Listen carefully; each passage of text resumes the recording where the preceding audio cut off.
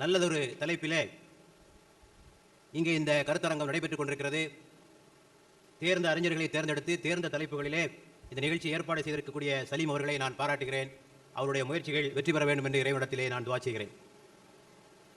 இங்கே எனக்கு தரப்பட்டிருக்கிற தலைப்பு ஐரோப்பியர் நாகரிகமும் இஸ்லாமியர் பண்பாடும் என்று ஒரு விரிந்து பரந்த ஒரு தலைப்பை கொடுத்திருக்கிறார்கள்.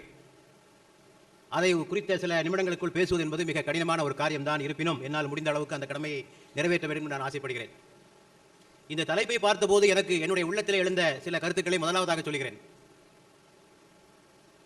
ஒரு புத்தகம் வந்தது, clash of civilizations. Samuel Huntington எழுதினார்.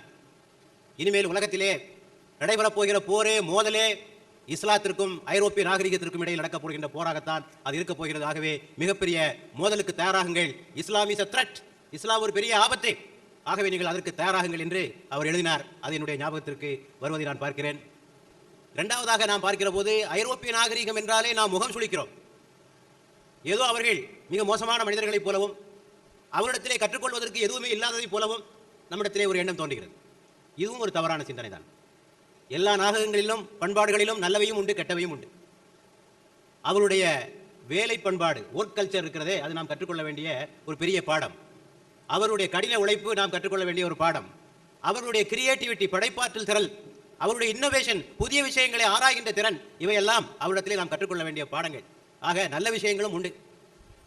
ஆகவே ஒரு நாகரிகத்தை பற்றி எண்ணுகிற போது நல்லவற்றை நாம் ஏற்றுக்கொண்டு மோசமானவற்றை தள்ளிவிடுகின்ற ஒரு மனப்பான்மை நம்மிடத்திலே இருக்க வேண்டும். இது இரண்டாவதாக என்னுடைய எழுந்த சிந்தனை. மூன்றாவதாக, இஸ்லாத்தை பற்றி சிறப்பாக பேசுவதென்றால் எல்லோருக்கும் சந்தோஷம். இஸ்லாத்தை பற்றி உயர்வாக பேசினால் எல்லா முஸ்லிம்களுக்கும் சந்தோஷம். மற்ற நாகரிகங்களை தாழ்த்தி பேசினால் எல்லோருக்கும் ரொம்ப சந்தோஷம். இந்த மனப்பான்மை நம்மிடத்திலே மிக அதிகமாக இருக்கு. இஸ்லாத்தை உயர்த்தி பேசுவதற்கு தயாராக இருக்கின்ற நாம் இஸ்லாத்தின்படி நடப்பதற்கு நாம் தயாராக இல்லை. நான் பல கூட்டங்களிலே பார்த்திருக்கிறேன். என்னுடைய அனுபவத்தை சொல்கிறேன்.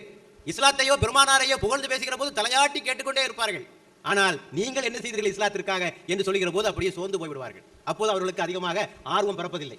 ஆகவே இவற்றையெல்லாம் நீங்கள் மனதிலே வைத்துக் கொண்டு இந்த நிகழ்ச்சியை, இந்த தலைப்பை அணுக வேண்டும் என்று நான் உங்களிடத்திலே கேட்டுக்கொள்கிறேன். முதலிலே ஒரு நாகரிகம் அல்லது ஒரு பண்பாடு சிறந்தது என்பதற்கு என்ன அளவுகோல்?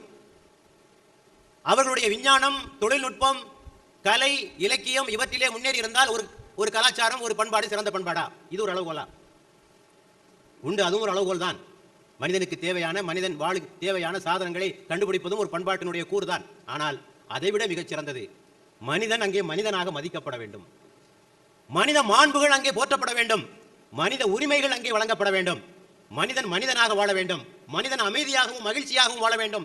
இது எங்கே இருக்கிறதோ அதுதான் நாகரிகம். அந்த நாட்டிலே பெரும்பான்மையினரும் சிறுபான்மையினரும், எளியோரும் வலியோரும், பணக்காரரும் ஏழைகளும் சமமாக நடத்தப்பட்டு எல்லா உரிமைகளையும் பெற்று வாழ வேண்டும். அண்ணல் காந்தியடிகள் அவர்கள் சொல்வார்கள், ஒரு நாகரிகத்திற்கு அளவுகோல் என்னவென்று சொல்கிற போது, the climb of a country to civilization depends upon the way it treats its minorities. ஒரு நாடு நாகரிகமிக்க நாடு என்பதற்கான அடையாளம் என்னவென்று சொன்னால் அந்த நாட்டிலே வாழ்கிற சிறுபான்மை மக்கள் கண்ணியமாக நடத்தப்படுவது. இங்கே சிறுபான்மை என்றால் முஸ்லிம் என்று நீங்கள் எண்ணிக்கொள்ளாதீர்கள். ஏன் காந்தி அவர்கள் சிறுபான்மை என்று சொல்கிறார் என்றால், சிறுபான்மையினர்கள் எந்த நாட்டிலுமே வலிமை கொண்டவர்களாக இருப்பார்கள். அவருடைய உரிமைகளை பெற்றுக்கொள்ள முடியாதவர்களாக அவர்கள் இருப்பார்கள்.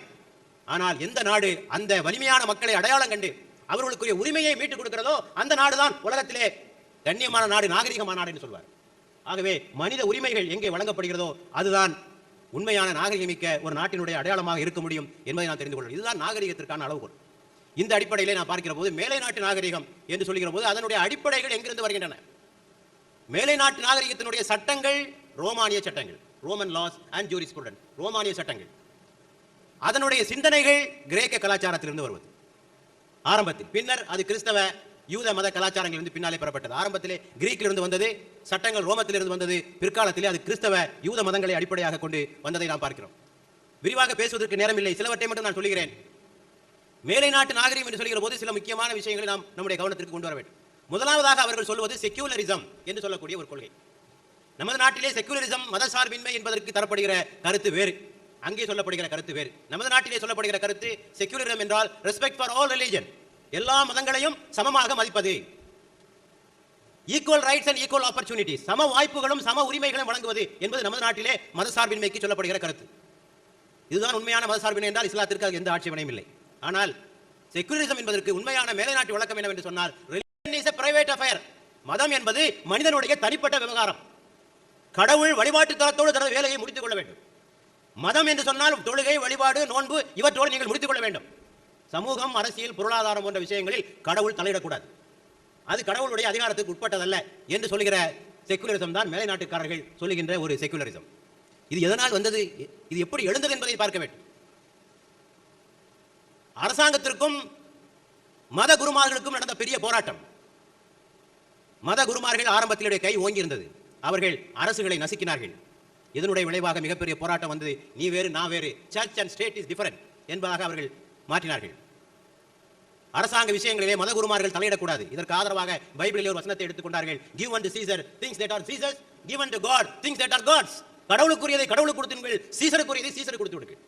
ஆக அரசியல் வேறு, உலகியல் வேறு என்று சொல்ல மதம் வேறு என்ற ஒரு கோட்பாட்டை வகுத்தார்கள். இது ஒரு காரணம். இன்னொன்று, விஞ்ஞானிகளுக்கும் மத குருமார்களுக்கும் ஏற்பட்ட சண்டை. விஞ்ஞானிகள் கொடுமைகளுக்கு உள்ளாக்கப்பட்டார்கள். விஞ்ஞான கண்டுபிடிப்புகளை அவர்கள் சொன்னபோது மத குருமார்கள் ஏற்க மறுத்தார்கள். மத குருமார்கள் சொன்னார்கள், கிறிஸ்து பூமியிலே பிறந்தார்.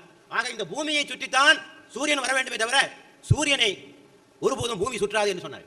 இதற்காகவே கலீலியோவை சிறையிலே அடைத்து அவர் செத்தார். அவர் சொன்னார், நீங்க சொல்றதுக்காக வேணா நான் ஒத்துக்கிறேன், நீங்க என்ன கட்டாயப்படுத்துறீங்க?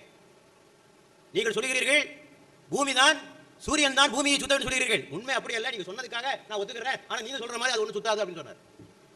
ஆக புருனோவை உயிரோடு எரித்தார்கள். இதனுடைய இந்த மோதலுடைய விளைவாக மதம் வேறு, அரசியல் வேறு என்ற ஒரு கோட்பாடு அங்கே பிறந்தது. இது அங்கே மிகப்பெரிய ஆபத்தை உண்டா. இதில் என்ன ஆபத்து இருக்கு நீங்க கேட்கலாம். இருந்துட்டு போத என்ன பெரிய தப்பு, இதனால் ஏற்பட்ட விளைவு இன்றைக்கு நாம் பார்க்கலாம்.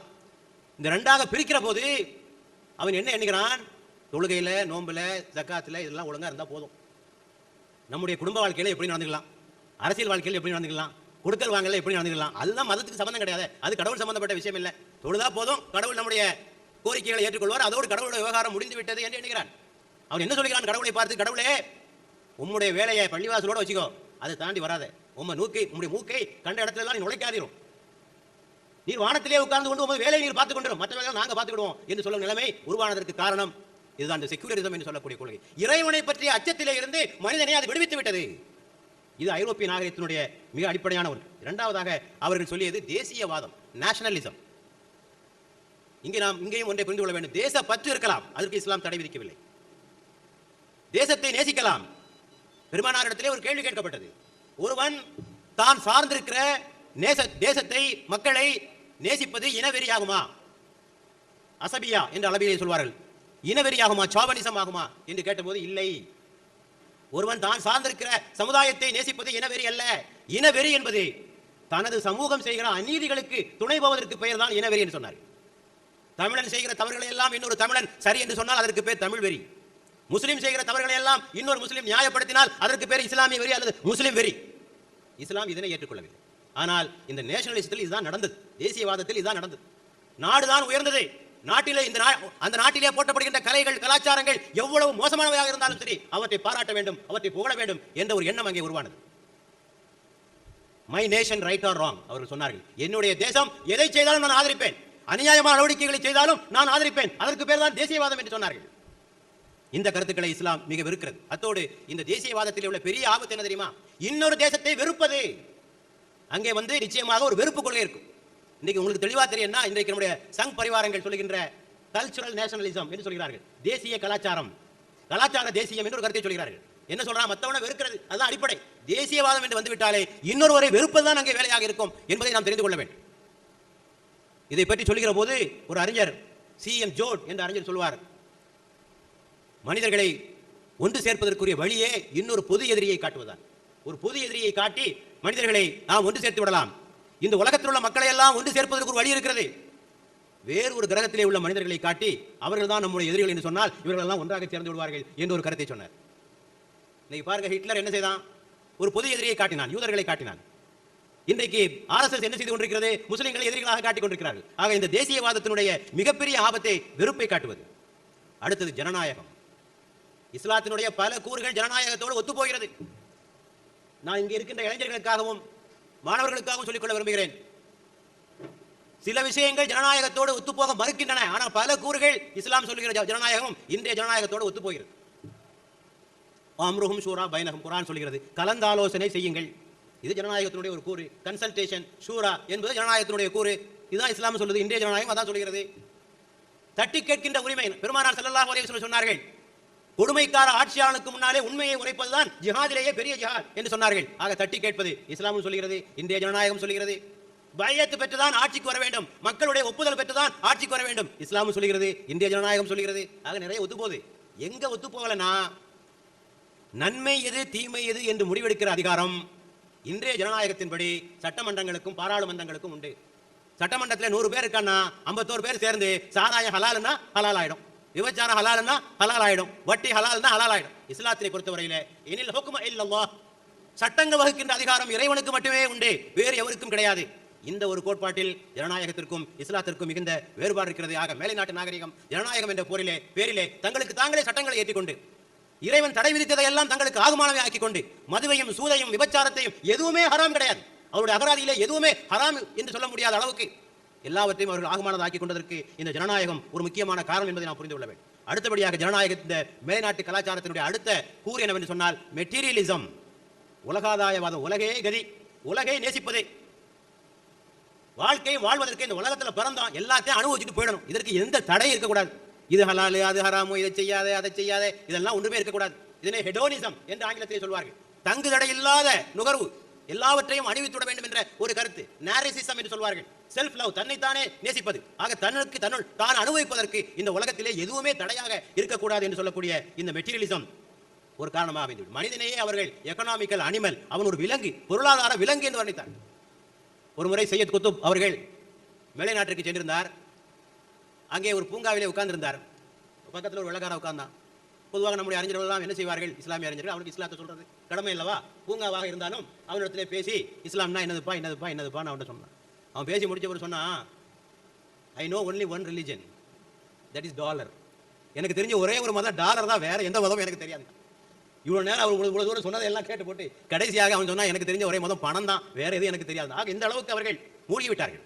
இதனுடைய விளைவு என்ன, குற்றங்கள் பெருகுகிறது. இன்றைக்கு எந்த அளவுக்கு அவர்கள் நாகரிகத்தில் தொழில் துறையிலே முன்னேறி இருக்கிறார்களோ அந்த அளவுக்கு குற்றங்கள் அதிகமாகி போனது. பள்ளிக்கூடத்துக்கு வர்ற பையன் துப்பாக்கியோட வரான், துப்பாக்கி எடுத்துட்டு வரான், ஆசிரியரை கொள்றான், சக மாணவனை கொண்டு கொண்டிருக்கிறான். குற்றங்களுடைய எண்ணிக்கை அதுபோல ஆண் பெண் உறவுகளிலே எந்த தடையும் கிடையாது.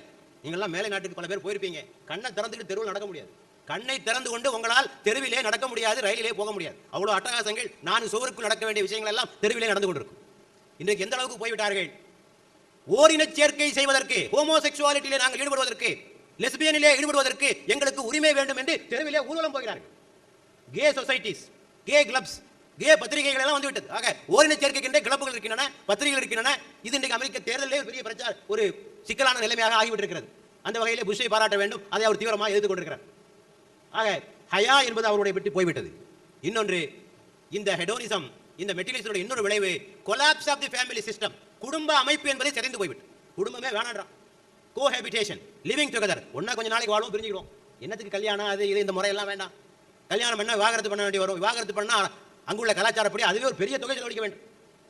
பெர்ட்ரண்ட் ரசல் என்ற அறிஞர் சொன்னார், நான் என்னுடைய மனைவி விவாகரத்து செய்துவிட்டு அவளுக்கு கொடுத்த தொகை என்ன தெரியுமா, எனக்கு நோபல் பரிசு மூலமாக கிடைத்த 10,000 பவுண்டை அவளுக்கே கொடுத்துட்டான். எனக்கு நோபல் பரிசு மூலமாக கிடைத்த 10,000 பவுண்டை என் பொண்டாட்டியே கொடுத்தான். அவ்வளவு கஷ்டம், அங்கே டைவர்ஸ் பண்றதுன்னா அவ்வளவு பெரிய கஷ்டம். அதனால சொன்னா டைவர்ஸ், கல்யாணம் முடிச்சாதப்பா டைவர்ஸ், கல்யாணமே வேண்டாம், கொஞ்ச நாளைக்கு இருப்பா, உனக்கு முடிஞ்சவன் வாழ்ந்துக்க, வேற எவ்வளவு வாழ்ந்துக்க. ஒரு அமெரிக்கர் ஒருவர் தனது இந்திய நண்பரை 40 வருஷம் கழிச்சு பார்த்தாராம். மனைவியோட ஒன்னா இருந்தார். என்னப்பா 40 வருஷம் இதே பொண்டாட்டியோடய வாழ்ந்துட்டு இருக்க நீ என்று கேட்டாராம் அவரை பார்த்து. இப்படிப்பட்ட கலாச்சாரத்திலே அவர்கள் மூழ்கிவிட்டிருப்பதை நம்மாலே பார்க்க முடியாது. குடும்ப அமைப்பு சிதறிவிட்டது. முதியோர்களை கவனிப்பதற்கு அங்கே ஆட்கள் இல்லை. குடும்ப அமைப்பு இருந்தானே முதியோர்களை கவனிக்க முடியும். ஆகவே முதியோர்களை பாதுகாப்பதற்கென்று அரசாங்கம் ஒரு பெரிய தொகையை செலவிட வேண்டியிருக்கிறது. சோசியல் செக்யூரிட்டி என்ற பெயரிலே இன்றைக்கு அரசாங்க பட்ஜெட்டிலே 25% சோசியல் செக்யூரிட்டிக்காக வெளிநாடுகளில் செலவழிக்கப்படுகிறது. சோசியல் செக்யூரிட்டி ஏன் செலவழிக்க வேண்டி வந்து சொன்னால், குடும்பத்திலே பாதுகாப்பில்லை, குழந்தைகளுக்கு பாதுகாப்பில்லை, முதியோர்களுக்கு பாதுகாப்பில்லை. சமீபத்தில் சென்ற ஆண்டு பிரான்ஸ்ல கொஞ்சம் வெயில் கூட அடிச்சிருச்சு, 102 டிகிரி 104 டிகிரி அடிச்சு, கொஞ்சம் 10,000 முதியோர்கள் இறந்து போனார்கள். 10,000 முதியோர்கள். ஏனென்றா அவர்களை கவனிப்பதற்கு ஆட்கள். ஆக இவையெல்லாம் இதனுடைய விளைவுகள். அதே போல போதைப் பொருட்களை அவர்கள் மூடி தவிக்கிறார்கள். மொத்தத்திலே அமைதி இழந்து தவிக்கக்கூடிய ஒரு சூழ்நிலையை நாம் பார்த்துக் கொண்டிருக்கிறோம். இந்த சூழ்நிலையில் இவைதான் மேலை நாட்டு கலாச்சாரத்தினுடைய சில அடிப்படைகள். முதலாவதாக நாம் சொன்னது செக்குலரிசம், மதசார்பின்மை, தேசியவாதம், ஜனநாயகம், உலகாதாயவாதம் என்பதெல்லாம் அவற்றுடைய அடிப்படைகள். இனி இஸ்லாமிய கலாச்சாரம், இஸ்லாம் என்ன சொல்கிறது என்பதை பற்றி சில கருத்துக்களை நான் சொல்ல விரும்புகிறேன். இஸ்லாமிய நாகரிகத்தினுடைய அடிப்படைகள் என்று பார்க்கிற போது அது தௌஹீதிலிருந்து ஆரம்பமாகி, இஸ்லாத்தினுடைய எந்த கோட்பாடாக இருந்தாலும் சரி, இஸ்லாத்தினுடைய அரசியல் கோட்பாடாக இருந்தாலும் சரி, அது பொருளாதார கோட்பாடாக இருந்தாலும் சரி, அது சமூக கோட்பாடாக இருந்தாலும் எதுவாக இருந்தாலும் ஓரிரை கொள்கையில் தான் இஸ்லாமிய கோட்பாடுகள் அனைத்தும் ஆரம்பமாகும். ஆக ஏகத்துவம் என்ன சொல்கிறது? இறைவன் ஒருவன். இறைவன் உங்களை படைத்தவன் மட்டுமல்ல, அவன் உங்களுக்கு வழிகாட்டுபவனும் கூட. மேலைநாட்டு கலாச்சாரம் என்ன சொல்லுது? கடவுள் தான் படைச்சாரு, படைச்சிட்டு ஒதுங்கிட்டார். அவரு கொத்தனார் வீட்டை கட்டி கொடுத்துட்டு ஒதுங்கி வீட்டை கொடுத்துட்டு போயிடுவார் இல்லையா? கொத்தனார் வந்து அதிகாரம் பண்ணி கொண்டு இருக்க மாட்டார். அதே மாதிரி கடவுள் இந்த உலகத்தை எல்லாம் படைச்சாரு, படைச்சிட்டு நம்ம கிட்ட கொடுத்துட்டு அவர் போயிட்டாரு. அதுக்கு மேல கடவுளுக்கு நமக்கு தொடர்பு இல்லை என்று சொல்லுகின்ற கருத்து தான் அவர்களுக்கு. இஸ்லாம் என்ன சொல்கிறது? அலா லஹுல் ஹல்கு வல் அம்ர், அவனே படைத்தான், அவனே ஆணையிடுவான். ஆக நன்மை எது தீமை எது என்று முடிவு செய்கிற அதிகாரம் இறைவனுக்கு மட்டும்தான் உண்டு, அது வேறு எவருக்கும் கிடையாது. அதற்கான ஆற்றலும் அவனுக்கு தான் உண்டு, அதிகாரமும் அவனுக்கு தான் உண்டு, அதற்கான ஆற்றலும் அவனுக்கு தான் உண்டு. நீங்கள் மனிதர்கள் ஏற்றுகின்ற கொள்கைகளை பின்பற்றினால் நீங்கள் தடம் புரண்டு போவீர்கள் என்ற கருத்தையும் இஸ்லாமிய கலாச்சாரத்தினுடைய முதல் அடிப்படையாகும். இரண்டாவது, இஸ்லாத்தினுடைய அடுத்த அடிப்படை என்று சொன்னால் மனிதனை பற்றி சொல்கிற போது மனிதன் இறைவனுடைய கலீஃபா என்ற ஒரு கருத்தை சொல்கிறார். மனிதனுக்கு முழு சுதந்திரம் கிடையாது. கலீஃபா என்பதற்கு நாம் ஆங்கிலத்தில் என்ன சொல்கிறோம்? வைஸ்ராய் என்று சொல்கிறோம். வைஸ்ராய் என்பதான் அதற்கு மொழிபெயர்ப்பு. ஆகவே சரித்திரம் படித்திருக்கிறோம், எல்லோருக்கும் தெரியும் வைஸ்ராய்னா என்னன்னு தெரியும் உங்களுக்கு. வைஸ்ராய் என்ன செய்வாரு? இங்கிலாந்திலே உள்ள அரசியார் என்ன உத்தரவு போடுகிறாரோ அதை நிறைவேற்றுபவருக்கு பேர் வைஸ்ராய். வைஸ்ராய்க்கு என்று எதுவும் சொந்தம் கிடையாது, அரசிக்கு தான் எல்லாம் சொந்தம். அவர் இடுகின்ற உத்தரவுகளை நிறைவேற்ற வேண்டியவர் வைஸ்ராய். ஆக இஸ்லாம் அப்படித்தான் சொல்கிறது, இறைவன் தான் எல்லாவற்றிற்கும் சொந்தக்காரன். இறைவனுடைய கட்டளைகளை நிறைவேற்றுவதுதான் உன்னுடைய பொறுப்பு. இறைவன் சொல்லுவான், மதுவை அகற்று, அது உன்னுடைய வேலை. சாராயத்தை ஒளி, விபச்சாரத்தை ஒளி. மற்ற சமயங்களிலே சொல்வார்கள், கடவுள் இந்த உலகத்திற்கு அவதாரம் எடுத்து வருவார், சம்பவாமி யுகே யுகே என்று சொல்வார்கள். யுகந்தோறும் நான் சம்பவிப்பேன் என்று கடவுள் சொல்வார். எப்பொழுதெல்லாம் அதர்மம் தலை தூக்குகிறதோ அப்போதெல்லாம் பகவான் அவதரிப்பார் என்று சொல்வார்கள். இஸ்லாம் சொல்ல, கடவுள் எல்லாம் இந்த உலகத்துக்கு ஒன்றும் வரமாட்டார், உன்னதான் பிரதிநிதி ஆக்கியாச்சு இல்ல, நீ தான் அவனுடைய கலீஃபா. ஆக இறைவன் இந்த உலகத்திலே எதையெல்லாம் செய்ய வேண்டும் என்று விரும்புகிறானோ அதையெல்லாம் உன் மூலமாகத்தான் அவன் செய்ய விரும்புகிறான். ஆக இறைவனுடைய கட்டளைகளை நிறைவேற்றுவதுதான் உன்னுடைய பொறுப்பே தவிர உனக்கு முழுமையான சுதந்திரம் கிடையாது என்று இஸ்லாம் சொல்கிறது. அடுத்தபடியாக வாழ்க்கை பற்றிய கருத்தை சொல்கிற போது ஒரு சமநிலையான கருத்து. மதவாதிகள் உலகே மாயம் வாழ்வே மாயம், காயமே இது பொய்யடா காற்றடைத்த பொய்யடா என்று உலகத்தை துறக்கின்ற ஒரு தத்துவத்தை அவர்கள் பேசிக் கொண்டிருக்கிறார்கள். மேலை நாட்டு கலாச்சாரமே உலகமே எல்லாம் கதி, உலகத்தினுடைய இன்பத்தை அனுபவிப்பதற்காகத்தான் நாம் பிறந்தோம் என்று அவர்கள் சொல்லிக் கொண்டிருக்கிறார்கள். இஸ்லாம் சொல்லுகிறது, நீ இந்த உலகத்திற்காகவும் வாழ வேண்டும், மறு உலகத்திற்காகவும் வாழ வேண்டும். இந்த உலகத்திலும் நீ வெற்றி பெற வேண்டும், மறு உலகத்திலும் நீ வெற்றி பெற வேண்டும். நம்ம அன்றாட ஓதுகிற துஆவே அப்படித்தான் இருக்கிறது. ரப்பனா ஆத்தினா ஃபித் துன்யா ஹஸனா வ ஃபில் ஆখিরাতি ஹஸனா. இறைவா இந்த உலக வாழ்வை எங்களுக்கு நீ சிறப்பாக ஆக்கி வைத்து விடு, மறு உலக வாழ்வை எங்களுக்கு சிறப்பாக ஆக்கி வைத்து விடு. ஆக இம்மையை துறக்காதே, மறுமையை மறுக்காதே என்பதுதான் இஸ்லாத்தினுடைய கருத்து. ஆக ஒரு பேலன்ஸ், ஒரு சமநிலையான வாழ்க்கை, ரெண்டு வகையான தீவிர போக்குகளும் இல்லாத ஒரு நடுநிலையான வாழ்க்கை இஸ்லாம் கற்றுத் தருகிறது. ரசூலுல்லாஹி ஸல்லல்லாஹு அலைஹி சொன்னார்கள், இம்மைக்காக மறுமையை விட்டு விடாதே, மறுமைக்காக இம்மையை விட்டு விடாதே என்று சொன்னார்கள். குல் மன் ஹர்ரம ஸீனத்தல்லாஹி அல்லதி அஹ்ரஜ லிஇபாதிஹி வத்தய்யிபாத்தி மினர் ரிஸ்க். குர்ஆன் சொல்கிறது, அல்லாஹ் உங்களுக்கு அளித்திருக்கின்ற அலங்காரத்தையும் அவன் உங்களுக்காக வெளிப்படுத்தியிருக்கின்ற தூய்மையான உணவுப் பொருட்களையும் ரிஸ்கையும் உங்களுக்கு வேண்டாம் என்று தடை செய்பவர் யார்? ஆக அனுபவி. ஆனால் குலு வஷ்ரபு வலா துஸ்ரிஃப், உண்ணுங்கள் பருகுங்கள், ஆனால் நீங்கள் அளவு கடந்து விடாதீர்கள். இதுதான் இஸ்லாத்தினுடைய கருத்து. ஆக இந்த பேலன்ஸ்டான லைஃப், இந்த சமநிலை போக்குடைய ஒரு வாழ்க்கை திட்டத்தை ஒருவன் ஏற்றுக்கொண்டால் அவன் மெட்டீரியலிஸ்டாகவும் மாற மாட்டான், அவன் துறவியாகவும் மாற மாட்டான், அவன் முற்றும் துறந்த முனியாகவும் மாற மாட்டான், இந்த உலக வாழ்க்கையிலே அவன் மூழ்கிவிடவும் மாட்டான். ஆக இதிலிருந்து மனிதனை காப்பதாக அமைந்திருக்கிறது. ஆக இதுவும் இஸ்லாமிய நாகரிகத்தினுடைய ஒரு அடிப்படை. அடுத்தபடியாக யூனிவர்சல் அவுட்லுக், இஸ்லாத்தினுடைய நாகரிகத்தினுடைய அடிப்படை இஸ்லாம் ஜாதி மொழி இனம் இவற்றையெல்லாம் கடந்த ஒரு மார்க்கம். இஸ்லாத்திலே இனத்திற்கோ மொழிக்கோ இந்த வெறிகளுக்கோ இஸ்லாத்தில் இடம் கிடையாது. மனிதர்கள் அனைவரும் சீப்பின் பற்களை போல் சமமானவர்கள் என்று நபிகள் நாயகம் ஸல்லல்லாஹு அலைஹி வஸல்லம் சொன்னார்கள். அனைவரும் ஆதத்தினுடைய வழித்தோன்றல்கள், ஒரு ஆணிலிருந்தும் ஒரு பெண்ணிலிருந்தும் தோன்றியவர்கள் என்ற கருத்து மனித குலத்தை இணைக்கின்ற ஒரு கருத்தாக இருக்கிறது. ஆக இஸ்லாத்திலே மொழி வெறிக்கு இன வெறிக்கு இதுக்கெல்லாம் இடமே கிடையாது. இது வரலாறு நமக்கு சான்று பகர்கிறது. இன்றைக்கு இருக்கக்கூடிய உலக முஸ்லிம்கள் தொகையில் அரபுக்களுடைய எண்ணிக்கை 20% மட்டுமே. மொத்த முஸ்லிம் ஜனத்தொகையில் அரபுக்களுடைய எண்ணிக்கை 20%. இஸ்லாம் தோன்றியது அரேபியாவில், குர்ஆன் வந்தது அரேபியாவில், பெருமானார் பேசியது அரேபியாவில், எல்லாம் அரேபியா தான். ஆனால் இன்று இஸ்லாம் அரபுக்களை விட அரபு அல்லாத மக்களால் தான் அது ஏற்றுக்கொள்ளப்பட்டிருக்கிறது. ஆக இது உலகளாவிய ஒரு சகோதரத்துவத்திற்கு வழிவகுப்பதை பார்க்கிறோம். இப்னு கல்தூன் என்று சொல்லக்கூடிய ஒரு வரலாற்று ஆசிரியர் சொல்வார், இஸ்லாம் அரேபியாவிலே பிறந்திருந்தாலும் இஸ்லாமிய உலகிலே தோன்றிய அறிஞர்கள் அனைவரும் அரபுக்கள் அல்லாதவர்கள் தான், அவர்கள் தான் அதிகம் என்று சொல்வார். It is amazing fact of history that though their religion is of Arabian origin and the law that the prophet had brought had an Arab complexion, with a few exceptions, all eminent men of learning in the Muslim millet in the field of theological as well as secular sciences are non-Arabs. இந்த மதம் அரேபியாவில் பிறந்தது, இதனுடைய சட்டங்களிலே கூட அரேபியாவுடைய வாசனை வீசுகிறது. இருந்தாலும் கூட இந்த இஸ்லாமிய உலகில் தோன்றிய அறிஞர்கள், அவர்கள் மத அறிஞர்களாக இருந்தாலும் சரி, அவர்கள் விஞ்ஞானிகளாக இருந்தாலும் சரி, அவர்கள் பெரும்பாலானவர்கள் அரபுக்கள் அல்லாதவர்கள்.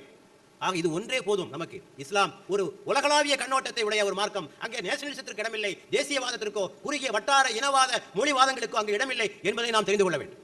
ஆக உலகத்திற்கே சமத்துவத்தை அளித்தது இஸ்லாம்.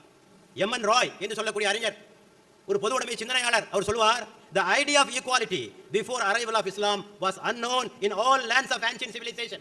இஸ்லாம் வருவதற்கு முன்னாலே மனிதகுல சமத்துவம் என்பது அன்றைக்கு இருந்த நாகரிகங்களில் அறியப்படாத ஒன்று. இட் இஸ் unknown, தெரியவே தெரியாது. இஸ்லாம் வந்துதான் மனிதனுக்கு இது சமத்துவம் என்றால் என்ன என்பதனை இந்த உலகத்திற்கு கற்றுக் கொடுத்ததே இந்த இஸ்லாம் தான் என்று அவர் மிக தெளிவாக சொல்வதை நம்மாலே பார்க்க முடிகிறது. ஆக இந்த அளவுக்கு இஸ்லாமுடைய அடிப்படைகள் அமைந்திருக்கின்றன. ஆக 4 அடிப்படைகளை நான் உங்களுக்கு சொல்லியிருக்கிறேன். முதலாவதாக இறைவன் ஒருவன் என்ற கருத்து, மனிதன் இறைவனுடைய கலீஃபா என்ற கருத்து, வாழ்க்கையை முழுமையாக வாழ வேண்டும், துறவரத்தின் பக்கமாகவும் போகக்கூடாது, உலகத்தின் பக்கமாக மூழ்கிவிடக்கூடாது என்ற ஒரு கருத்து இஸ்லாத்தினுடைய உலகளாவிய நோக்கு என்று சொல்லிவிட்டு கடைசியாக அடுத்த பகுதியாக நான் சொல்ல விரும்புவது, இஸ்லாத்தினுடைய இந்த கருத்துக்கள் மனித குலத்தில் என்ன தாக்கங்களை ஏற்படுத்தி. ஏனென்றால் ஒரு நாகரிகத்தை அளக்க வேண்டும் என்று சொன்னால், ஒரு பண்பாட்டை அளக்க வேண்டும் என்று சொன்னால், அது சமுதாயத்திலே தாக்கங்களை உண்டு பண்ணியிருக்க வேண்டும். இப்போ ஏகத்துவ கொள்கை என்று எடுத்துக்கொள்ளுங்கள், அது என்ன தாக்கத்தை ஏற்படுத்தியது? சிலை வழிபாட்டை முழுமையாக அப்புறப்படுத்தியது. உலகத்தில் எந்த மதமும் சாதிக்க முடியாத ஒன்று. கடவுளே இல்லைன்னு சொல்லணும் கூட சிலையை வச்சுட்டான். கடவுளே இல்லைன்னு சொல்லணும் கூட சிலையை வச்சு கொண்டாடி கொண்டிருக்கிற போது இஸ்லாம் மார்க்கம் ஒன்றுதான் இந்த சிலை வழிபாட்டிலே இருந்து பாதுகாக்கப்பட்ட ஒரு மார்க்கமாக ஆக்கப்பட்டிருப்பதை பார்க்கிறோம். உலக வரலாற்றிலேயே பெருமானார் அவர்கள் மட்டும்தான் மத தலைவர்களிலேயே கடவுளாக ஆக்கப்படாத ஒரே தலைவர் அவர்கள் மட்டும்தான் என்பதை நான் பார்க்கிறேன். இது பெரிய புரட்சி அல்லவாய். அதே போல இஸ்லாத்தினுடைய பார்வையிலே இறைவனை நேரடியாக நெருங்கலாம். இது ஒரு புரட்சிகரமான ஒரு சித்தாந்தம். கடவுளை நெருங்கிறதுக்கு இன்னொரு ஆள் மூலமா தான் போகணும். ஒரு இன்டர்மீடியரி, ஒரு இடையாள் வேணும்னு சொன்னா அங்க ஒரு புதிய கூட்டம் ஒன்று உருவாயிடுது. நான் காட்டி கொடுக்குறேன், நான் உங்களை கடவுள் பக்கமா இணைச்சு வைக்கிறேன், ஒரு புதிய ஜாதி அங்கே உருவாகிடுவதை பார்க்கிறோம். ஆக இஸ்லாத்திலே கிளர்ச்சி, மத குரு என்ற அமைப்பே கிடையாது. இன்றைக்கு ஐரோப்பிய நாட்டில் நடந்த அத்தனை குழப்பங்களுக்கும் என்ன காரணம் என்று சொன்னால், மத குருமார்கள் தலையிட்டு அவர்கள் தங்களுடைய ஆதிக்கத்தை செலுத்திய காரணத்தினாலே தான் இந்த நேஷனலிசம், இந்த செக்குலரிசம் எல்லாம் உருவானது காரணமே மத குருமார்கள் தான். இஸ்லாத்தில் நீங்க பாருங்க, ஆலிம் உண்டு, அறிஞர் உண்டு, இமாம் உண்டு. மத குரு வார்த்தை இருக்கா? மத குரு கிடையாது. இஸ்லாத்தில் மத குரு என்பது கிடையாது. இமாம் உண்டு, கலீஃபா உண்டு, ஆலிம் உண்டு, எல்லாம் உண்டு. ஆனால் மத குரு என்ற ஒரு புதிய அமைப்பே இஸ்லாத்தில் கிடையாது என்பதனை நாம் தெளிவாக தெரிந்து கொள்ள வேண்டும். சொல்லுகிறார்கள் வரலாற்று ஆசிரியர்கள், மார்ட்டின் லூதர் புரோட்டஸ்டன்ட் அமைப்பை ஏற்படுத்தினாரே, அவர் இந்த கொள்கையை கொண்டு வந்ததற்கு, போப்புக்களுடைய ஆதிக்கம் ஒழிய வேண்டும் என்று சொன்னதற்கு, உருவ வழிபாடு இல்லாமல் ஒரு கலாச்சாரத்தை உண்டு பண்ண வேண்டும் என்று சொன்னதற்கு காரணமே இஸ்லாத்தினுடைய தாக்கம் தான் என்று அறிஞர்கள் சொல்வதை நம்மாலே பார்க்க முடியாது. இது ஏகத்துவம் ஏற்படுத்திய மகத்தான ஒரு மாற்றம். அதே போல இந்த மனித குல சமத்துவம் உலகத்திலேயே ஒரு குளோபல் சிட்டிசன், ஒரு முஸ்லீம் இருக்கிறானே அவன் ஒரு குளோபல் சிட்டிசன். அவன் எந்த நாட்டையும் சார்ந்தவன் அல்ல, அவன் உலகமே அவனுக்கு தாய்நாடு. அவனுக்கு அப்படி பார்க்கக்கூடிய ஒரு மனப்பான்மை இஸ்லாம் மனிதனுக்கு ஏற்படுத்தியிருக்கு. உம்மா என்று சொல்கிறோம், உம்மா என்று சொல்லக்கூடிய கான்செப்ட், மனிதகுலம் முழுமையும் ஒன்றாக இணைக்கக்கூடிய ஒரு நிலைமையை இஸ்லாத்தை தவிர வேறு எந்த சமயங்களும் தோற்றுவிக்கவில்லை என்பதை நாம் தெளிவாக இங்கே புரிந்து கொள்ள வேண்டும். அடுத்து இந்த மனிதகுல சமத்துவம் மனிதனுக்கு அளித்த இன்னொரு பெரிய நன்கொடை என்று சொன்னால், ஆட்சியாளர்களை தட்டி கேட்கின்ற உரிமையை மனிதனுக்கு அளித்ததே தான். கலீஃபாக்களை கூட தட்டி கேட்க முடியும் என்று ஒரு நிலைமையை உலகத்திற்கு வழங்கியது இஸ்லாம் தான். அதற்கு முன்னாலே பேச மாட்டாங்க, மன்னருக்கு முன்னாலே பேசுறதா நிற்கவே முடியாது அவனால. ஆனால் உமர் போன்ற கலீஃபாவை பார்த்து, எப்படிப்பட்டவர், மாவீரர் அலெக்சாண்டர் ஆண்ட பகுதிகளை விட மிகப்பெரிய நிலப்பரப்பை ஆண்ட, சார்லமேனை விட மிகப்பெரிய நிலப்பரப்பை ஆண்ட கலீஃபா உமரை பார்த்து, நீ குத்பா ஓதுவதற்கு முன்னாலே இந்த கேள்விக்கு பதில் சொல்லிவிட்டு தான் நீ குத்பாவுக்கு ஏற வேண்டும் என்று சொல்கின்ற அளவுக்கு ஒரு சாதாரண குடிமகனுக்கு தைரியம் இருந்தது என்று சொன்னால் அது இஸ்லாம் கொடுத்த அந்த தைரியம் தான். யாரையும் தட்டி கேட்க முடியும் என்று இஸ்லாம் இந்த உலகத்திற்கு வழங்கிய ஒன்று. அடுத்தபடியாக சகிப்புத்தன்மை, மத சகிப்புத்தன்மை, இது இஸ்லாம் இந்த உலகத்திற்கு வழங்கிய ஒரு பெரிய அருட்கொடை. இதுல என்ன விசேஷம் சொன்னா, எம்மதமும் சம்மதம் என்று சொல்பவன் எல்லா மதங்களையும் சகித்துக் கொள்வதில் ஆச்சரியம் ஒன்றுமில்லை, இல்லையா? எம்மதமும் சம்மதம் என்று சொல்பவன் எல்லா மதங்களையும் மதிப்பதிலே ஒன்று ஆச்சரியமில்லை. என்னுடைய மதம் தான் உண்மையானது என்பதிலே உறுதியாக இருந்து கொண்டு இன்னொரு மதத்தை மதிப்பதற்கிறதே அது கடினமான ஒரு காரியம். ஒவ்வொரு முஸ்லீமும் உறுதியாக இருக்கிறான், என்னுடைய மதம் தான் உண்மையாகும், எம்மதமும் சம்மதம் அல்ல, எம்மதமே சம்மதம், எம்மதம் தான் எனக்கு சம்மதம் என்று சொல்லுகின்றான் ஒவ்வொரு முஸ்லீமும். சொல்லிக்கொண்டே இன்னொரு மதத்தை மதிக்கிறான். குர்ஆன் சொல்கிறது, வலா தஸுப்புல் லதீன யதுஊன மின் தூனில்லாஹ், அவர்கள் வணங்குகின்ற அல்லாஹ் அல்லாதவற்றை நீங்கள் திட்டாதீர்கள். ஆக பெருமானார் காலத்திலிருந்து பின்னர் வந்த காலம் வரை சமயங்களுக்கான வழிபாட்டு உரிமைகள், எல்லா உரிமைகளையும் இஸ்லாம் வழங்கியிருக்கிறது. நீங்கள் இதை பற்றி தெளிவாக தெரிந்து கொள்ள வேண்டும் என்று சொன்னால், பெருமானார் உருவாக்கிய முதல் குடியரசிலே அவர்கள் வகுத்த இஸ்லாமிக் கான்ஸ்டிடியூஷன், அந்த மதீனத்து சாசனம் இருக்கிறதே, அதை நீங்கள் படித்து பாருங்கள். நஜ்ரான் தேசத்து கிறிஸ்தவர்களோடு பெருமானார் செய்து கொண்ட ஒப்பந்தத்தை படித்து பாருங்கள். அந்த கிறிஸ்தவர்களுக்கு பெருமானார் உறுதிமொழி கொடுத்தார்கள், உங்களுடைய சிலைகளுக்கும் உங்களுடைய சிலுவைகளுக்கும் நாங்கள் எந்த பாதிப்புகளையும் ஏற்படுத்த மாட்டோம் என்று சொல்லக்கூடிய நிலைமை நாம் பார்க்கிறோம். ஆக பிற சமயத்தவரை மதித்த இன்றைக்கு நம்மை அதிகமாக எதிர்த்துக் கொண்டிருக்கிறார்களே யூதர்கள், முஸ்லிம்களை பரம எதிரிகளாக பார்க்கிறார்களே யூதர்கள், இவர்களை இஸ்லாம் எப்படி நடத்தியது தெரியுமா? உலக வரலாற்றிலே யூதர்கள் எங்காவது அமைதியாக வாழ்ந்தார்கள் என்று சொன்னால் அது முஸ்லிம்கள் வாழ்ந்த பகுதியில் தான். ஓ ஜெருசலம் என்ற ஒரு புத்தகம் டொமினிக் லெபேரே என்பவர் எழுதியது, லேரி காலின்ஸ் என்பவர் எழுதியது, தி ஃப்ரீடம் அட் மிட்நைட் என்ற புத்தகம் எழுதினார். அந்த ஆசிரியர் எழுதியது. அதிலே ஒரு கருத்தை சொல்கிறார்கள். During those dark centuries the only example of normal Jewish existence in the west was the Spain of Caliphate. அந்த இருண்ட காலகட்டங்கள், இருண்ட காலம்னா என்ன சொல்றாரு? யூதர்களை ஓட ஓட விரட்டி அடிச்சான். ஐரோப்பாவில எங்கேயும் விரட்டி அடிப்பான். அவர்கள் விபச்சாரிகள் போடுகிற சின்னத்தை தான் தங்களுடைய கழுத்திலே அணிந்து கொள்ள வேண்டும். அவர்களுக்கு யாரும் சொத்து இருக்கவும் கூடாது, வாங்கவும் கூடாது. இப்படிப்பட்ட கொடுமைகளை அனுபவித்துக் கொண்ட காலத்தில் அதைத்தான் சொல்கிறார். அந்த இருண்ட காலங்களில் எங்காவது யூதர்கள் அமைதியாக வாழ்ந்தார்கள் என்று சொன்னால் அது ஸ்பெயினிலே கலீஃபாக்களுடைய ஆட்சியின் கீழ் மட்டும்தான். Where under Arab rule the Jewish people flourished as they never would again in diaspora. அங்கே வாழ்ந்ததைப் போல அவர்கள் உலகத்தின் எந்த பகுதியிலும் அமைதியாக மகிழ்ச்சியாக அவர்கள் வாழ்ந்ததில்லை. The Christian Reconquista ended that in 1492. Ferdinand and Isabella expelled the Jews from Spain. ஆனால் அது ஒரு முடிவுக்கு வந்தது. 1492 ஆண்டில் கிறிஸ்தவர்கள் ஆட்சியை கைப்பற்றினார்கள். இசபெல்லாவும் ஃபெர்டினாவும் ஆட்சியை கைப்பற்றி யூதர்களை பூரா துரத்தி விட்டான். அதுக்கு பிறகு எங்க போனான் தெரியுமா? அவன் அந்த யூதர்கள் மொரோக்கோவுக்கு போனான், துனிசியாவுக்கு போனான். அங்க விரட்டி அடிச்ச பிறகு அவனுக்கு ஆதரவு கொடுத்தது யார் என்று சொன்னால் முஸ்லிம்கள் தான். ஆக உலகத்திற்கு மத சகிப்புத்தன்மையை கற்றுக் கொடுத்ததே முஸ்லிம்கள் தான் என்பதை நாம் தெளிவாக புரிந்து கொள்ள வேண்டும். ஆக மார்க்கத்தை திணிப்பதில் மட்டும் அது தாராளமாக நடந்து கொள்ள, மார்க்கத்தை திணிக்கவும் இல்லை, அதே சமயத்திலே இஸ்லாமிய அரசியலை பாதுகாப்பு பெற்றிருக்கிற மக்களுக்கான முழு உரிமைகளை வழங்கியது. இதுவும் இஸ்லாமிய பண்பாட்டின் ஒரு கூறாக நான் சொல்ல விரும்புகிறேன். கடைசியாக நான் சொல்ல விரும்புவது இஸ்லாமிய பண்பாட்டினுடைய கூறு. விஞ்ஞானத்திற்கும் மதத்திற்கும் இஸ்லாத்திற்கும் ஒருபோதும் மோதல் வந்ததில்லை. ஐரோப்பிய நாகரிகத்தில் நடக்கல. நான் முன்னாலே சொன்னேன், புருனோவை உயிரோடு எரிச்சாங்க, கலீலியோவை அடைச்சாங்க. எந்த அளவுக்கு என்று சொன்னால் அவர்களை விசாரிப்பதற்கென்றே சில கோர்ட்டுகள் வைத்திருந்தார்கள், இன்குசிஷன் கோர்ட்ஸ். 300 ஆண்டுகளில் அந்த இன்குசிஷன், அந்த விசாரணை கோர்ட்டுகள் மூலமாக 3,40,000 பேருக்கு தண்டனை கொடுத்தான். 3,40,000 பேருக்கு தண்டனை கொடுத்தான். 32,000 பேரை உயிரோடு எரித்தான். இந்த அளவுக்கு அநியாயம் பண்ணாங்க. இஸ்லாமிய வரலாறு நடந்திருக்கா? நடக்க முடியாது. ஏன் சொன்னால் இஸ்லாம் விஞ்ஞானத்திற்கு ஊக்கம் அளிக்கிறது. சிந்தித்துப்பார் சிந்தித்துப்பார் என்று சொல்கிற மார்க்கமே இதுதான். பொதுவாக மறை என்று சொன்னாலே அதுக்கு பல கருத்து இருக்கு. அதில் ஒன்று சொல்வார்கள் மறைத்துவை. மறை என்பதற்கு மறைச்சுவை, யாருக்கும் காட்டாத, அதுக்கு பேர் தான் மறை என்று சொல்வார்கள். இஸ்லாம் சொல்கிறது மறைச்சு வைக்காத, எல்லாத்துக்கும் காட்டு. வேதம் ஓதுவதற்கு என்று ஒரு குழு என்று இஸ்லாம் ஒருபோதும் சொல்லியதில்லை. கல்வி கற்பது அனைத்து முஸ்லிம்கள் மீதும் கடமை என்று சொல்லியதை தவிர அதை கற்பதற்கு ஒரு தனி பிரிவு உண்டு என்று இஸ்லாம் ஒருபோதும் சொன்னதில்லை.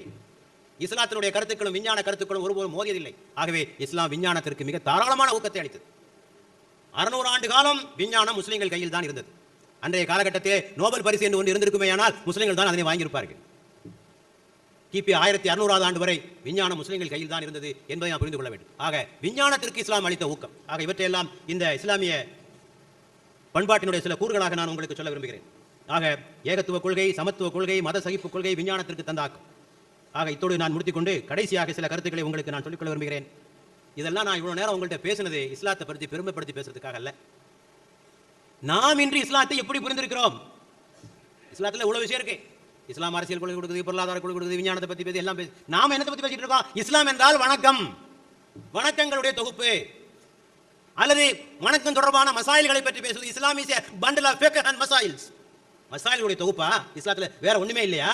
திருப்பி திருப்பி அதே தான் பேசிட்டு இருக்கிறதா? எங்க போனாலும் மசாயில்களை பற்றிய சர்ச்சைகளும் வாதங்கள் தான் பண்ணி கொண்டிருப்பதா? எங்க போனாலும் தொழுகை நோன்பை தவிர வேறு விஷயமே இஸ்லாத்தில் இல்லையா? இஸ்லாமிய நாகரிகம் என்று வருகின்ற போது மட்டும் இஸ்லாமிய நாகரிகம் இவ்வளவு சிறந்தது என்று சொல்கிறீர்கள், செயல்முறைக்கு வருகிற போது வணக்கங்களோடு இஸ்லாத்தை முடித்துக் கொள்கிறீர்களே, இது எந்த வகையில் நியாயம்? பெருமானாருடைய வாழ்க்கை வரலாற்றை சொல்கிற போது பெருமானார்கள் பெண்களுக்கு இந்த உரிமை வழங்கினார்கள், அனாதைகளுக்கு இந்த உரிமை வழங்கினார்கள், சமத்துவத்தை கொண்டு வந்தார்கள், வட்டியை ஒழித்தார்கள், சூதை ஒழித்தார்கள் என்று மேடையிலே முழங்குவது. அதை ஏன் இப்போது செய்ய மாட்டேங்கிறீங்க? மேடையில் பேசுறது தானா? பெருமானாரை பற்றி புகழ்ந்து பேசுவதற்காக தானே அந்த அம்சங்கள்? ஆக முதலாவதாக இஸ்லாத்தை சரியாக புரிந்து கொள்ளுங்கள். இஸ்லாம் ஒரு வாழ்க்கை நெறி. மனிதனை செம்மைப்படுத்துவதற்காக, வாழ்க்கையினுடைய அனைத்து துறைகளிலும் செம்மைப்படுத்துவதற்காக வந்த ஒரு வாழ்க்கை நெறி என்பதை புரிந்து கொள்ளுங்கள். நீங்கள் எண்ணிக்கொண்டிருப்பது போல இஸ்லாம் என்பது வெறும் வணக்கங்களின் தொகுப்பல்ல, சடங்குகளுடைய தொகுப்பல்ல, சட்டத்திட்டங்களுடைய தொகுப்பல்ல, மசாயிலுடைய தொகுப்பல்ல என்பதனை தெளிவாக புரிந்து கொள்ளுங்கள். எப்போது பார்த்தாலும் அதை பற்றி தான் சர்ச்சை. பத்திரிகைகளை கேள்வி பதில் கேட்டாலும் அதே தான் திருப்பி திருப்பி வருகிறது. இவனே சொல்றான், ஜூலை 87 இதழை பார்க்க, ஜூலை 92 இதழை பார்க்க, திருப்பி திருப்பி அதே கேள்வி அதே பதில். ஆக இந்த நிலையை மாற்றிக்கொள்ளுங்கள். அடுத்தபடியாக இஸ்லாத்தை செயல்படுத்தி காட்டுங்கள். பெருமை பேசிக் கொண்டிருக்காதீர்கள். இஸ்லாத்தை அறிமுகப்படுத்துவதற்கு சிறந்த வழி நீங்கள் செயல்படுத்தி காட்டுவதான். உங்க புத்தகங்கள்லாம் ஒன்றும் செய்ய போறதில்லை. நல்லா புரிஞ்சுக்கிடுங்க. இஸ்லாத்தில் பெண்களுக்கு இவ்வளவு உரிமைகள் பேசுறீங்க, அடுத்த நாள் பத்திரிகையில் ஆனந்தவுடன் பத்திரிகையில் கட்டுரை வருது, எங்களுக்கு இந்த உரிமை இல்லை, பள்ளியாசல் வரது எங்களுக்கு உரிமை இல்லை, குலா கொடுக்கறதுக்கு எங்களுக்கு உரிமை இல்லை, ஆண்களுடைய சொத்துக்களை பூரா ஆம்பளை பிள்ளையை தட்டிட்டு போயிடறான், பொம்பளைகளுக்கு வரதில்லை, பெண்கள் குரல் கொடுக்குறாங்க. நீங்க என்ன பெருமையா பேசி என்ன பிரயோஜனம்? ஆக இஸ்லாம் கொடுத்திருக்கிற உரிமைகளை முதலாவது பெண்களுக்கு கொடுத்திருக்கிறோமா? சொல்லுங்கள். அவற்றை செய்ய மறந்திருக்கிறோம். இஸ்லாம் அறிவை போற்றுகிறது, முஸ்லிம்கள் அறிவியலை பின்தங்கி இருக்கிறார்கள், இதை பற்றி நாம் சிந்தித்திருக்கிறோமா? இஸ்லாம் சுத்தத்தை பற்றி பேசுகிறது. மேடைக்கு மேடை சொல்றோம் அத்தஹாரத்து நிஸ்ஃபுல் ஈமான். முஸ்லிம்கள் வாழ்கின்ற பகுதிகள் எல்லாம் சுத்தமாக இருக்கிறதா? வீடுகள் எல்லாம் சுத்தமாக இருக்கிறதா? வாடகைக்கு கொடுக்க மாட்டானே முஸ்லிம்கள் சுத்தமாக வைக்க மாட்டான்னு சொல்லி யோசிக்க வேண்டாம். இவற்றெல்லாம் ஆக டெமான்ஸ்ட்ரேட் இன் யுவர் லைஃப். இந்த வெறும் புகழ் மாலைகளை சூட்டிக் கொண்டிருக்க வேண்டாம் என்பதனையும் நாம் தெளிவாக புரிந்து கொள்ள வேண்டும். மக்களுக்கு இன்றைக்கு நாம் இஸ்லாத்தை தவறாக நடந்தனுடைய விளைவு என்ன தெரியுமா? இஸ்லாம் அவங்களுக்கு பிடிக்குது, முஸ்லீம் பிடிக்கல. they love Islam but hate Muslims. இங்கிலாந்தில் ஒரு கூட்டம் ஒரு இஸ்லாமிய பிரபல இஸ்லாமிய அறிஞர் இஸ்லாத்தை பற்றி அறிமுகப்படுத்தி பேசினார். கேள்வி நேரம் வந்தது. ஒரு அம்மா கேட்டாங்க, can I embrace Islam without becoming a Muslim? நான் இஸ்லாத்துக்கு வர ஆசைப்படுறேன், ஆனால் முஸ்லீமாக ஆசைப்படல. நான் இஸ்லாமுக்கு வர ஆசைப்படுறேன், முஸ்லீம் ஆக மாட்டேன். அப்படி என்றால் முஸ்லீம்கள் மீது எவ்வளவு வெறுப்பு இருக்க வேண்டும் என்பதை நீங்கள் தெளிவாக புரிந்து கொள்ள வேண்டும். ஆக இதனை நாம் செய்ய வேண்டும், இஸ்லாத்தை செயல்படுத்தி காட்ட வேண்டும். அடுத்தபடியாக இஸ்லாத்தை பற்றிய தவறான எண்ணங்களை நாம் போக்க வேண்டும். தாவா என்று சொல்லக்கூடிய இந்த அழைப்பு பணியை நாம் இன்னும் அதிகமாக நாம் தீவிரப்படுத்த வேண்டும். இஸ்லாம் தான் இன்று மனிதனுக்கு நிம்மதியை வழங்குகின்ற, அமைதியை வழங்குகின்ற ஒரு மார்க்கம் என்பதனை உலக மக்களுக்கு முன்னாலே நாம் எடுத்துரைக்க வேண்டும். இஸ்லாம் இஸ் தி ஆல்டர்னேட்டிவ். உலகத்தில் வேற எந்த ஆல்டர்னேட்டிவ் இல்லை. ஒரு காலத்தில் மேலைநாட்டு மக்களுக்கு கம்யூனிசம் ஒரு ஆல்டர்னேட்டிவாக இருந்தது. அது இப்போது போய்விட்டது. இப்போது மாற்று வழி என்னவென்று சொன்னால் அது இஸ்லாம் தான். இஸ்லாத்தை பற்றி மக்களுக்கு பயம் இருக்கிறது. இஸ்லாம் என்றாலே பயப்படுகிறார்கள். ஒரு கூட்டத்தில் ஒரு அறிஞர் பேசினார். பேசி முடித்த பிறகு சொன்னார், சார் இஸ்லாத்தை பற்றி இவ்வளவு நேரம் பேசுனீங்க, பட் ஐ ஃபீல் த்ரெட்டன்ட் அப்படின்னார். நான் பயப்படுறேன், உங்களால் எங்களுக்கு ஆபத்துன்னு நினைக்கிறேன். இப்போ இவர் திருப்பி கேட்டார் அந்த பொண்ணு அம்மாவை பார்த்து, ஏப்பா பயப்படுற? இந்த நாட்டில் இந்த இங்கிலாந்து நடந்த நிகழ்ச்சி, இங்கிலாந்தில் எண்ணிக்கையில் உன்னை விட நாங்கள் அதிகமாக இருக்கமா? இல்லை. அப்புறம் ஏன் பயப்படுற? பொருளாதாரத்தில் உன்னை விட நாங்கள் அதிகமாக இருக்கமா? இல்லை. அரசியலில் உன்னை விட நாங்கள் அதிகமாக இருக்கமா? இல்லை என்று உண்மை சொன்ன பிறகு அந்த அம்மா சொன்னாங்க, ஸ்டில் ஐ ஃபீல் த்ரெட்டன்ட். இவ்வளவு சொன்ன பிறகு எனக்கு பயமாக தான் இருக்கு உங்களை பார்த்தா. அன்னைக்கு ஆக ஏதோ ஒரு அச்ச உணர்வு இருக்கிறது. நாம் செய்யக்கூடிய சில தவறான காரியங்கள், சில தீவிரவாத நடவடிக்கைகள், சில பயங்கரவாதங்கள், இஸ்லாம் சொல்லாத ஜிஹாதுகளை கையாண்டு கொண்டு அவற்றை ஜிஹாத் என்று சொல்வதனால் உலகமே இஸ்லாத்தை கண்டு அச்சப்படுகிறது. ஆகவே இஸ்லாத்தினுடைய சரியான கோணத்திலே சொல்ல வேண்டிய பொறுப்பு இருக்கிறதாக இஸ்லாத்தை சரியாக புரிந்து கொள்ள வேண்டும், இஸ்லாத்தின்படி நடக்க வேண்டும், இஸ்லாத்தை பற்றி மக்களுக்கு எடுத்துச் சொல்ல வேண்டும். இதுதான் நான் உங்களுக்கு கொடுக்கின்ற செய்தி என்று கூறி வாய்ப்பளித்த தோழர்களுக்கு நன்றி கூறி விடைபெறுகிறேன். எல்லா புகழும் இறைவன் ஒருவனுக்கே.